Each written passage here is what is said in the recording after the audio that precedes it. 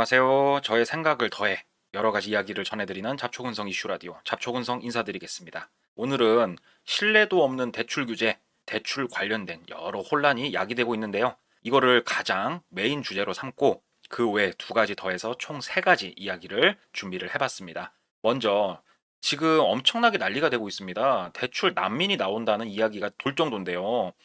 일전 제 영상에서 한번 다뤘던 적이 있습니다. 대출 규제가 우리은행부터 시작을 했다. 제 생각에는 더 많은 은행들로 빠르게 확산이 될 것 같다. 이렇게 말씀드린 적이 있었는데요. 역시 제 예상이 적중을 했습니다. 지금 대부분 1금융권에서는 대출이 막혔고요. 제가 여기서 말씀드리는 대출은 주택담보대출, 주담대를 말씀드리는 겁니다. 그리고 더불어서 1주택자, 주택이 하나라도 있는 사람들, 그 하나라도 있는 사람이 속해 있는 가정은 아예 대출이 다 막혔습니다. 그러면 오도 가도 못하고 사람들이 실수요자, 정직한 사람들도 피해를 입고 있는 상황인데요. 현 상황에 대한 뉴스를 정리를 해보자면 금융당국이 대출 규제를 굉장히 강력하게 조여오기 시작을 했습니다. 그런데 금융당국 안에서도 이야기들이 엇박자가 나고 있는 거예요. 그러니까는 국민들이 뭐 어느 때는 대출을 받아도 됐고 자고 일어나니까 못 받고 미치는 겁니다. 이게 나는 도대체 어느 장단에 맞춰 춤을 추며 앞으로의 미래를 계획을 해야 되는가라는 굉장히 큰 문제에 직면을 하게 됐고요. 이러다 보니까 사람들이 처음엔 1금융권으로 우르르 가서 대출을 해달라 얘기를 하는데 막히니 2금융권으로 대출 수요가 이동을 하기 시작을 했습니다. 그래서 보게 되면은 시중은행의 대출 제한으로 인터넷은행, 지방은행, 보험사 쪽으로 막 이동을 하고 있는 거예요. 보험사는 1금융권하고 다르죠. 2금융이죠.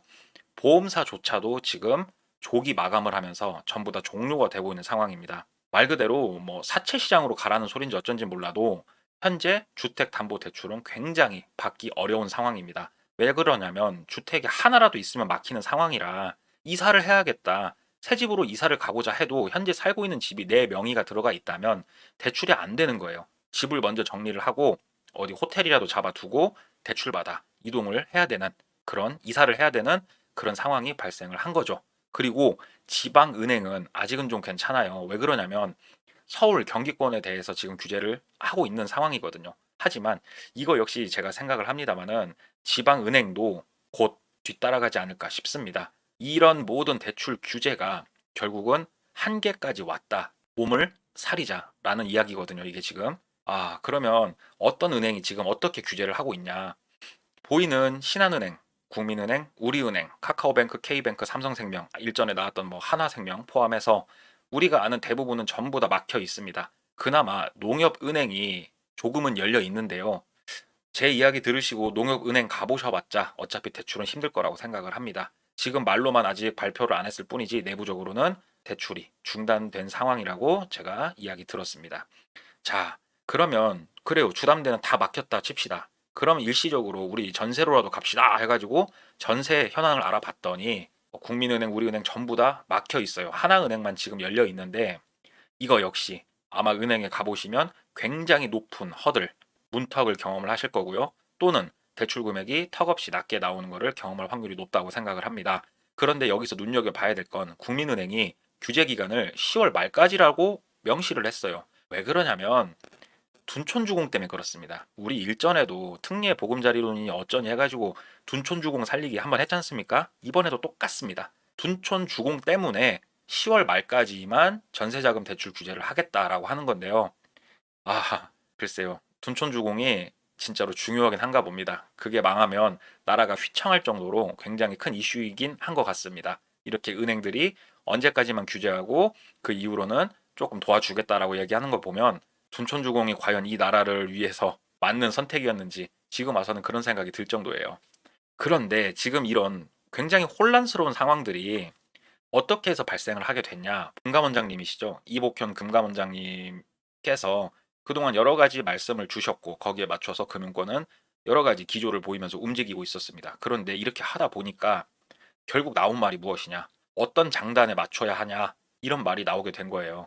이게 왜 이렇게 되는 거냐면요. 처음에는 금감원장이 대출금리 인상과 규제를 반복적으로 이제 지적을 하면서 은행권에 혼란을 줬어요. 금리를 올리면은 올린다고 뭐라고 하고 내리면 내린다고 뭐라고 하고 규제를 하면 한다고 뭐라고 하고 그러니까 은행 입장에서는 뭐지? 우리는 어떻게 움직여야 되는 거지? 그 와중에 지금 1주택자 규제가 나오기 시작을 했고 국민들이 혼란을 겪고 있는 상황이죠. 이거를 간략하게 약간 뭐 꽁트식으로 말씀을 드려보자면 금감원이 얘기를 합니다. 야, 이거 지금 자금 상황들이 이거 굉장히 위험한데 부채 상황도 굉장히 위험하고 이봐 은행들 뭔가 규제 좀 해봐. 그러니까 은행이 알겠습니다. 금리라도 좀 올렸고요.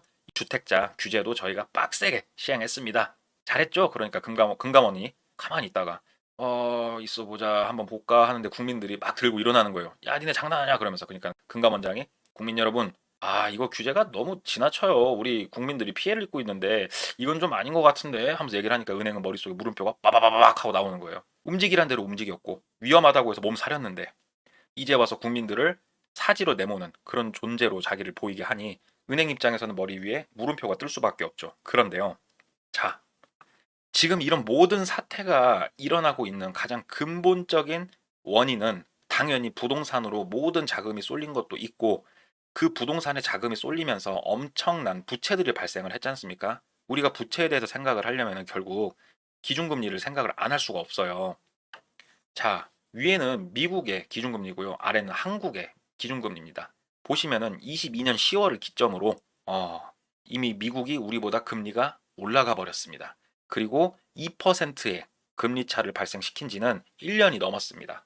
이게 왜 뭐가 어때서? 2% 금리 차이 별거 아니잖아. 미국이 우리보다 높을 수도 있지 안 그래? 이렇게 생각하실 수도 있는데요. 이거는 굉장히 굉장히 잘못된 지금 금리입니다. 우리나라가 미국보다 금리가 높아야 됩니다. 왜 그러냐? 입장 바꿔서 생각을 해보시겠습니다.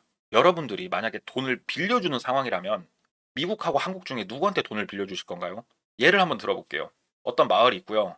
여러분이 1억이라는 돈을 가지고 있고 이 1억을 반드시 누군가에게는 빌려줘야 돼요. 그리고 여러분 앞에는 두 사람이 와서 무릎을 꿇고 있습니다. 자, 왼쪽에 있는 미국이라는 사람은요. 이 동네에서 돈이 제일 많고요. 이 동네에서 누구나 쓰는 달러라는 돈을 쓰는 사람이고요. 힘도 제일 세요. 싸움도 제일 잘해요. 그리고 오른쪽에 무릎을 꿇고 앉아있는 사람은 한국이라는 애가 무릎을 꿇고 있어요. 얘는 미국만큼 부자도 아니고요. 미국만큼 힘이 세지도 않아요. 그리고 원화라고 하는 집에서만 쓰는 돈을 쓰고 있는 그런 애예요. 그러면 한국하고 미국 중에 누구한테 돈을 빌려줄까 고민을 하는데 미국한테 돈을 빌려주고 싶겠죠. 더 세니까. 근데 심지어 미국이 이자도 더 많이 쳐주겠대요. 생각할 것도 없잖아요. 무조건 미국한테 빌려줘야 되잖아요. 심지어 한국한테 빌려줬던 돈마저 회수를 해서 미국한테 빌려줘야 되지 않을까요? 우리나라는 금리가 미국보다 낮음으로 인해서 굉장히 많은 외국 투자 금액이 다시 우리나라에서 빠져나가고 있는 실정이고요. 그 와중에 부동산을 어떻게든 다시 부흥을 시켜보겠다는 이런 생각을 하고 있는 게 굉장히 큰 문제라고 저는 생각을 합니다. 현 정부는 자, 한국은행 잘 들어봐. 금리 좀 내리고 금리를 내려서 부동산에 대한 유동성을 좀 다시 풀자. 우리 살아야지. 집을 지어야 되는데 그 아파트 값 잡아야 되니까는 우리 공급을 늘릴게. 그린벨트를 풀어서라도 공급을 늘려줄 테니까 금리 좀 내려봐. 이렇게 얘기하고 있는 게 현 정부고요. 금융권에서는 그러지 마세요. 그러다 우리 진짜 다 죽습니다. 막 이렇게 얘기를 하고 있는 거예요. 굉장히 상황이 심각합니다, 지금. 언제 어떻게 와르르 무너질지 모르고 만에 하나 무너진다면 우리 97년 IMF 때랑은 굉장히 상황이 다를 거라고 저는 생각을 합니다. IMF 때는 큰 기업들이 무너졌습니다. 이번에 무너지면요. 서민들이 무너질 겁니다. 기업 부채보다 서민 부채가 어마어마하거든요. 그러면 우리는 어떻게 대처를 해야 되는 것인가? 굉장히 간단하면서도 명확한 답변을 우리는 IMF 때 볼 수가 있었습니다. 자, 그 해당 비책은 무엇이냐? 잠깐 구독, 좋아요 잊으신 거 아니겠죠? 일단은 우리가 보여지는 여러 지표를 보면서 미래를 충분히 예측을 해볼 수가 있습니다. 우리가 원하든 원하지 않든 언젠가 한 번은 굉장히 세게 우리를 털고 갈 거라는 겁니다. 이 부채가 언젠가는 터질 거고 터질 때는 지금 한국은행 총재님이 하고자 하시는 연착륙은 불가능한 상황이 돼버리지 않았나 저는 생각을 합니다. 경착륙을 하게 될 거고요. 그거에 대한 여파는 IMF 때 이상이 될 수도 있겠다라고 저는 생각을 합니다. 현명한 사람이라면 무엇을 준비를 해야 될까? 첫 번째, 가계부채를 낮춰놔야 됩니다. 영혼까지 끌어서 집을 현재 사놓으면 만약에 세게 충격이 왔을 때 버틸 수 있는 힘은 없을 겁니다. 내가 다니고 있는 회사도 문 닫거나 타격을 크게 입을 게 뻔하거든요. 그때는 빚이 적은 사람이, 부채가 적은 사람이 굉장히 우위를 점할 거고요. 두 번째, 혹시라도 여윳돈이 있으면 틈틈이 금이나 달러를 사놓는 것을 추천드립니다. 우리나라가 경제가 굉장히 어려운 상황에 직면을 하게 되면은 원화의 가치는 바닥을 찍을 겁니다. 원화가 우리는 한국에 사니까 못 느끼겠지만 당장 외국만 나가보셔도요. 종이 쪼가리 취급받습니다. 가치가 없는 돈이거든요, 원화는. 그러니 달러나 금으로 바꿔서 놓는 걸 추천을 드리고, 물론 지금 금값이 오른 거는 중국의 영향이 크다고 합니다. 하지만 어찌됐건 저찌됐건 금의 가치는 엄청나게 원화처럼 떨어지지는 않을 겁니다. 그러니까 금이나 달러를 사놓는 거를 저는 추천을 드리고, 가장 큰 거, 제일 큰 거는 뭐냐면 준비를 하고 기다릴 줄 알아야 된다는 겁니다. 당장 이게 다음 달, 1년 뒤에 터질 거라고 생각하지 않습니다. 빠르면 1년 뒤에 터질 수도 있겠죠. 많은 다른 사람들이 얘기를 합니다. 당장 우리나라가 내일 망할 것처럼. 우리나라는 그렇게 쉽게 망하지 않습니다. IMF를 겪으면서 외환 보유고가 굉장히 그래도 탄탄한 나라 중에 하나입니다. 물론 많이 썼지만 그럼에도 탄탄합니다. 기업이 무너지진 않을 겁니다. 서민들이 무너지고 거기에 따라서 나라를 재구성할 거라고 전 생각을 합니다. 그때 기회가 올 것이고, 그 기회를 잡으려면 미리 부채를 줄여두고 금이나 달러 같은 가치가 크게 변하지 않는 물건을 내가 미리 사놓는 그런 자세가 필요한데, 이게 가능하려면 욕심을 많이 버려야겠죠. 지금 아파트 가격 오르네 어쩌네 하는 것들을 딱 참고 기다릴 줄 알아야 되는데, 생각처럼 쉬운 게 아니라고 저는 보여집니다. 하지만 이렇게 준비해 놓으면 기회가 왔을 때 반드시 잡을 수 있을 겁니다. 자, 이렇게 은행권에 대한 이야기를 마쳐보고요. 두 번째, 희소식입니다. 전기차 배터리 정보 공개를 의무화하겠다고 합니다. 제조사나 주원료 이런 것들을 전부 다 공개를 시키겠다 이거예요. 이거에 대한 내용을 정리를 해보면은 배터리 주요 정보를 의무적으로 공개하도록 하겠다. 그리고 이제 뭐 신축 아파트라든가 이런 곳에 화재 감지 시스템 설치하고 뭐 방제 이런 거, 소화 이런 것들 의무화를 잘 하겠다라고 하는데요.